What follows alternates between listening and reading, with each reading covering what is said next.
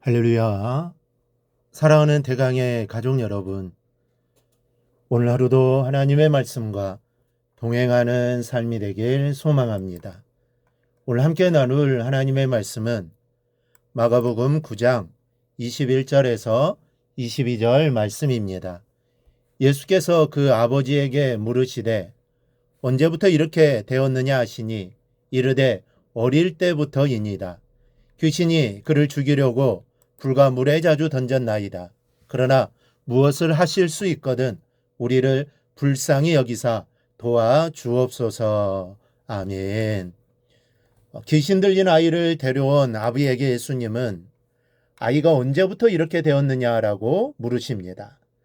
그러자 질문을 받은 아비가 어릴 때부터이니이다 라고 대답을 합니다. 있는 그대로의 대답입니다. 그러나 우리는 이 한마디 대답에 엄청난 인류의 비극과 아픔이 담겨 있음을 알아야 합니다. 이 아이가 귀신이 시달리기 시작한 어릴 때가 언제부터인지 확실히 말할 수는 없습니다. 이 태어날 때부터는 아닌 것 같지만 이 젖먹이 때부터인지 이 걸음마를 할 때부터인지 이 정확히 이 말하지 않았기 때문입니다.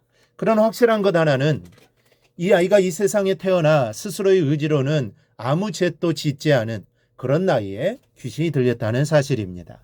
그러니까 이 아이가 겪고 있는 이 고통이 자신의 의지와는 전혀 상관이 없는 고통이요, 까닭 없이 찾아온 인생의 고통이라는 겁니다.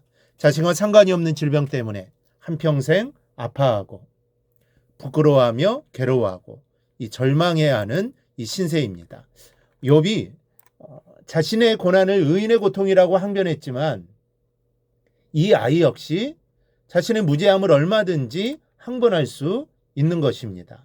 어쩌면 이것이 이 아이뿐 아니라 인생 모두가 겪는 슬픈 실존의 문제인지 모습인지 모릅니다. 이런 고통은 이 아이의 것만이 아니기 때문입니다.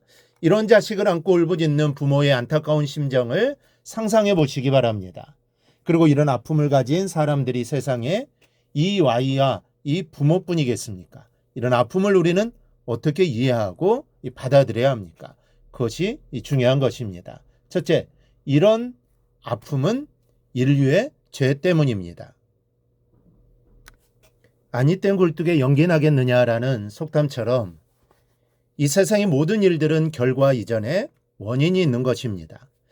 우리가 인생을 살아가면서 이유 없는 고통을 겪을 때가 있지만 그것조차도 뿌리 깊은 인류의 죄악에 원인을 두고 있다라는 사실입니다. 인류가 범죄하지 않았다라면 결코 이런 아픔과 질병과 고통이 있지 않았을 것이기 때문입니다. 그럼 우리가 아픔과 고난을 겪을 땐 회개의 자리에 앉아야 합니다. 그것이 내가 지은 자범죄가 원인이 되었든 인류의 뿌리 깊은 원죄가 원인이 되었든 죄의 결과인 것이 분명하기 때문입니다. 그리고 왜 내가 이런 고통을 겪어야 하느냐는 원망하는 마음을 갖지 말아야 합니다. 이런 아픔은 하나님의 더 큰 사랑의 표현이기 때문입니다. 하나님이 나를 사랑하시기에 아픔을 주시는 겁니다. 그러니 의연하게 고난의 자리에서 회개의 죄를 뒤집어쓰고 이겨내야 하는 것입니다. 둘째는 죄가 정말 무서운 것이라는 것을 절실하게 깨달아야 합니다. 이 고등학교 아이가 면허도 없는 상태에서 술을 마시곤 친구들을 차에 태우고 길을 나섰습니다. 이 무면허짜리가 만취 상태에서 차를 몰고 나왔으니 눈에 뵈는 것이 있겠습니까? 어쩌다 자유로로 들어섰는데 그만 역주행을 하게 된 것입니다. 다른 차들이 다 마주오고는 차선으로 진입했으니 이게 언제 날 수 있겠습니까? 몇 중 추돌 사고를 내고는 여러 사람 죽이고 또 여러 사람을 다치게 했습니다. 이 법이 무시되는 곳에서는 이런 비극을 당하게 됩니다. 그런데 죄라는 것이 바로 이런 무법자입니다. 죄는 하나님의 창조물이 아닙니다. 이 사탄의 창조물입니다. 그래서 하나님께서 만드신 모든 것들을 파괴하고 돌아다닙니다. 원칙도 없고 이유도 없습니다. 제멋대로 역주행을 하다가는 하나님의 법에 따라 제 차선을 주행하는 아무 죄가 없는 차를 무작정 들이받고 맙니다. 이런 차에게 왜 그렇게 했느냐라고 따질 수 있습니까? 죄가 바로 이런 무면허의 알코올에 젖은 차와 같습니다. 죄의 행포에 걸리면 그것이 비극의 원인이 되는 것이죠. 병이 되고 아픔이 되고 상처가 되고 죽음이 됩니다. 그렇기 때문에 우리는 이 죄가 얼마나 무서운 것인지를 알고 10분 경계해야 하는 겁니다. 또 하나는 사탄은 죄의 행포로 우리를 죽이려 합니다. 인도의 어떤 사람이 호랑이 새끼를 잡아다 길렀습니다. 말도 잘 듣고 길이 잘 들어 좋아했고 새끼 호랑이가 자라서 큰 호랑이가 되었습니다. 한 번은 이 주인이 낮에 너무 고단해서 졸고 있는데 호랑이가 옆에 와서 손을 핥아 주었습니다.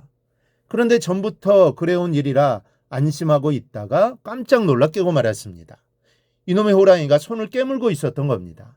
호랑이의 눈빛을 보니 마치 타는 불꽃처럼 이글거리는데 야수의 본능이 살아나면서 목숨을 노리는 것이 분명했습니다.